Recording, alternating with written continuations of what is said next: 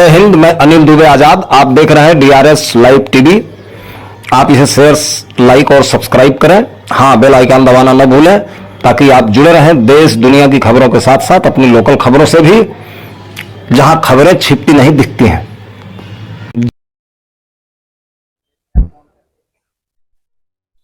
देखिए, ये मामला है पवई के सुम्माडी का, जहां पर कुछ पत्रकारों पर कुछ लोगों ने एक सोसाइटी के सामने, सहकारी समिति के सामने हमला किया। और ये इस हमले का कितना बड़ा सच है, आइए पहले हम जान लेते हैं, इसके बाद उस पर तफ्तीश से इस रिपोर्ट को जाहिर करेंगे। क्या मामला हुआ था आपके साथ उस सोसाइटी पर, जब आप उस सोसाइटी पर, आप तीनों पत्रकार वहां पर गए थे और आप सुना है कि आपके साथ अवमानना हुई, कुछ लोगों ने किया, क्या मामला है पूरी तरीके? सर, हम लोग गए थे, जैसे हम लोग न्यूज़ कवरेज करके आ रहे थे कहीं से, तो पवई के जो है लगभग 2-2.5 किलोमीटर और आगे सुम्माडी है। वहाँ एक खाद की गोदाम है, जहाँ पर हम लोग जैसे जा रहे थे, लोग रोड पे खड़े थे, वो लोग बताया कि भैया इतनी जो है यहाँ भगदड़ हो रही है, कुछ हम लोगों का भी कवरेज करके दिखाइए। आप लोग दिखाते हैं, हम लोगों की गाड़ी पे प्रेस लगा था तो वो लोग रोके। ठीक, हम लोग गए जो है न्यूज़ कवरेज करने के लिए। तो जो उन्होंने जो जनता बयान दी, हम जनता के बयान लिए। जनता का बयान लेने के बाद वहाँ के जो सचिव थे, सचिव से बात कर ही रहे थे कि एक तीसरा व्यक्ति ओम प्रकाश यादव, जो हम लोगों का माइक हटे मतलब धकेलते हुए, अभद्रता करते हुए उन्होंने शब्दों का प्रयोग किया और कहा कि आप लोग लोकल के हो, मैं जानता हूँ, जो भी उखाड़ना है, जो भी करना है आप लोग कर लीजिए। इस मामले को लेकर हम लोगों ने एप्लीकेशन दिया। ये ओम प्रकाश यादव कहाँ के हैं? ये ओम प्रकाश यादव सहाराजा के रहने वाले। जी। तो इन्होंने जो है बताया कि ऐसी ऐसी बातें हैं। ठीक, और उसके बाद जब एप्लीकेशन हम लोगों के द्वारा दिया गया तो एप्लीकेशन जो है लिए, साहब कहा कि ठीक है, कल बुलवाया जाएगा, नहीं तो शाम को मैं भेज दूंगा। ठीक, 1 बजे हम लोग एप्लीकेशन दिए, लेकिन शाम तक कोई व्यक्ति आया नहीं, ना तो उनको गिरफ्तार किया, ना तो उनको बुलवाया गया। दूसरे दिन 10 बजे जो है बुलाया गया, तो हम लोग गए मौके पे। वो लोग पहले आ गए थे, हम लोग फिर बाद में गए। तो वो एसओ साहब कहे कि ठीक है, आप लोग आपस में समझ लीजिए, जो भी होगा बताइएगा, हमारे आप भाई हैं, भाई का जो सहयोग रहेगा उस तरह हम करेंगे। ठीक, फिर उसके बाद जो है उन्होंने शाम तक ऐसे कहता रहा कि ठीक है, जैसा आप कहेंगे, जैसा आप कहेंगे, जैसा आप कहेंगे, ऐसा चलता रहा। शाम को 5 बजे वो कहते हैं कि हम 151 में चालान कर देंगे, जो कि 2 एससी कास्ट के व्यक्ति भी उस पत्रकार जो थे उसमें 2 एससी कास्ट के भी थे।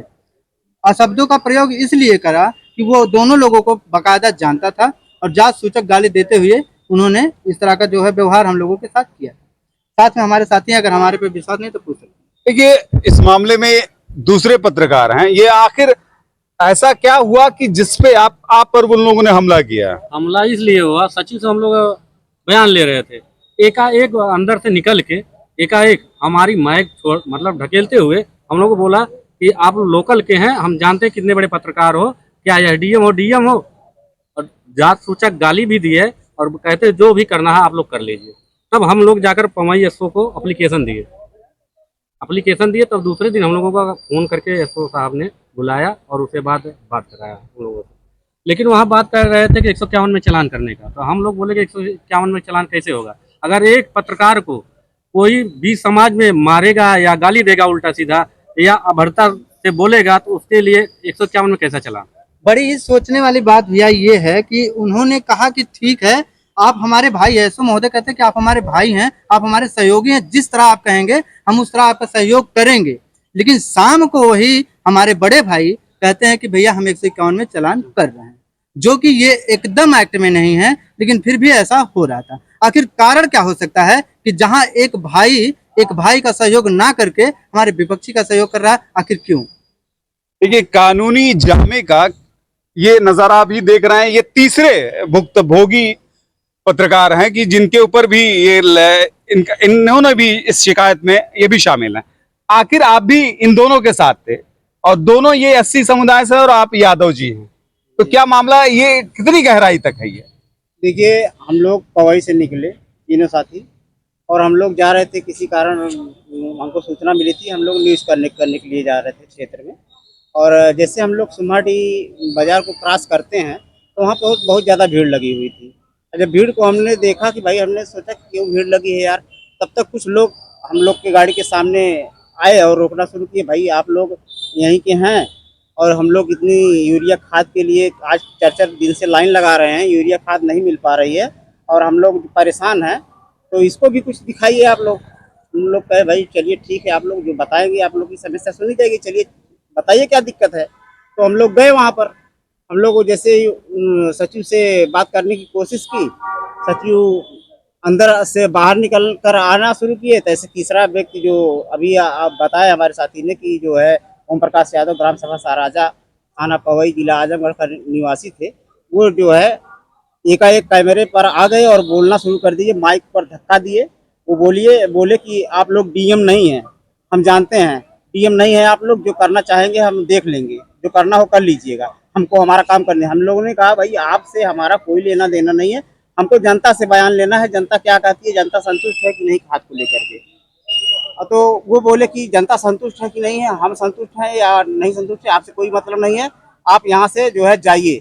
माइक को धक्का दिए, हम लोग वहाँ से सीधा जो है निकले और आपस में बातचीत की। यार इस तरीके से जो है अगर अभद्रता होती रहेगी तो भाई पत्रकारिता करने का कोई मतलब नहीं है। हम लोगों ने वहाँ से वापस हुए और आ गए पवई थाने, एप्लीकेशन दिए। एप्लीकेशन के बाद रात के सुबह बीत जाने के बाद 10 बजे उनको थाने बुलाया गया, विपक्षी आए और हम लोग को भी सूचना मिली, हम लोग भी गए हैं। वहाँ पर सुलह समझौते की बात चल रही थी, लेकिन सुलह समझौता नहीं हो पाया।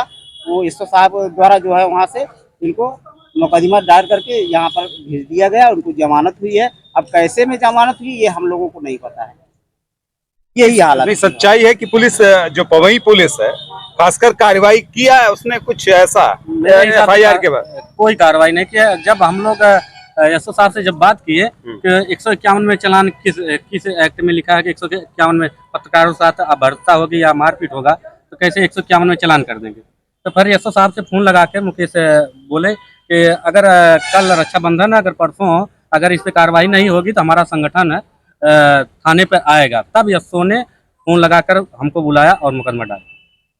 आपको लगता है कि आपको न्याय मिल पाएगा? लगता है, क्योंकि भाई पत्रकार हैं, सवाल तो तमाम से होंगे, और ये जिस चौथे स्तंभ की बात होती है और चौथा स्तंभ पर ही वार हो जाए तो शायद बहुत बड़ा सवाल पूरे देश के सामने। जब बड़ा भाई इस तरह गोलमाल करता रहेगा और सहयोग किस प्रकार से हो पाएगा, ये तो मेरे समझ में नहीं आता है। जब एक पत्रकार जो चौथा स्तंभ बोला जाता है उसके साथ इस तरह का व्यवहार हो रहा है, तो आम आदमी के साथ किस तरह हो रहा होगा। न्याय की उम्मीद लेकर आज सीओ साहब से भी सीओ साहब से आया, हम मुलाकात किया। और आपके चैनल के माध्यम से मैं बता भी देना चाहूंगा कि एसपी महोदय से भी मेरी रिक्वेस्ट है कि अगर इस तरह से बदतमीजी हो रही है और इस तरह से अगर एसपी महोदय पवई बात कर रहे हैं, उसके साथ साथ आरोप भी अगर लगा रहे हैं, तो मैं तो भाई इस चीज से संतुष्ट नहीं हूं। कुछ आरोप लगाया क्या उन्होंने? आरोप लगा रहे थे कि अभी कुछ हमारे साथी जो है गए थे अपने मामले को लेकर, तो वो जो है बता रहे हैं कि इस तरह से जो है उन लोगों के साथ डिमांड किया गया, या इस तरह। जैसे मैं डिमांड कैसे करूं भाई, आप खुद कह रहे हैं कि समझ लीजिए, आप लोगों का अगर हो जाता, आप खुद दबाव बना रहे हैं कि आप देख लीजिए, समझ लीजिए, अगर हो जाता तो ठीक है। फिर आप कह रहे हैं कि 151 में चालान कर रहे हैं, मुझे कुछ समझ में नहीं आ रहा। गोलमाल है, जरूर कुछ गोलमाल। देखिए, अब ये तीनों पत्रकार पुलिसिया कार्रवाई से संतुष्ट नहीं है। इसलिए संतुष्ट नहीं है कि इनके मुताबिक कि ये पुलिस जो कार्रवाई कर रही है वो भी कुछ उसमें भी झोल है, इनके मुताबिक मैं कह रहा हूं। लेकिन अगर मेरी भी अपील है कि अगर एक पत्रकार समुदाय के साथ इतना बड़ा हमला हो और उसका माइक छीन लिया जाए और उसके माइक को तोड़ दिया जाए, तो उस पर क्या कार्रवाई होगी, ये पुलिस को इंगित करना है। लेकिन सवाल ये पूरे चौथे स्तंभ का है कि हम अगर सच्चाई पर आईना दिखाना चाहें तो हमारे माइकों को तोड़ दिया जाएगा, हम पर हमला किया जाएगा। इस कार्रवाई पर पूरी तरह से मैं सरकार से भी सवाल पूछता हूं कि आखिर हमारी सुरक्षा का क्या, कि हम आपके बीच महफूज नहीं है जो लोगों की आवाज उठाते हैं। अगर आवाज हमारी ही दबाई जा रही है किसी माध्यम से, अगर उस पर कार्रवाई नहीं होती है, तो शायद ये हमारे पत्रकारों के लिए शोक का कारण है, और इस पर हम सरकारों क्या लोगों को भी माफ नहीं करेंगे।